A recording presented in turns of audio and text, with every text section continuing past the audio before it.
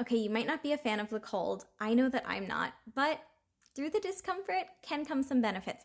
Let's talk about the benefits of intentional cold exposure therapy. Let's go.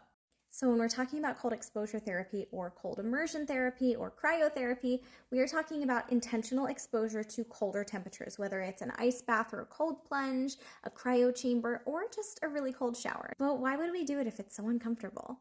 Cold exposure activates the release of norepinephrine, which is a neurotransmitter that is crucial for your attention and focus. You'll also notice that you've got improved cognitive function because your physiological response to cold exposure, like increased circulation and reduced inflammation, support better brain health and cognitive function. Cold exposure also helps regulate stress hormones, which can impair your cognitive function. Okay, great, but how can I incorporate that into my daily routine?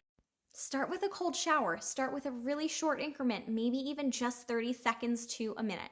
If you're up for the challenge, try a more intense experience, like an ice bath for about 2 to 5 minutes. You can also try a cryotherapy chamber if you have access to one. They offer a controlled environment for cold exposure that typically lasts about 2 to 3 minutes. In order to reap the benefits, you can't just do it one time. You have to be consistent. Try for just a couple of times a week first, and then see if you can make it a daily habit.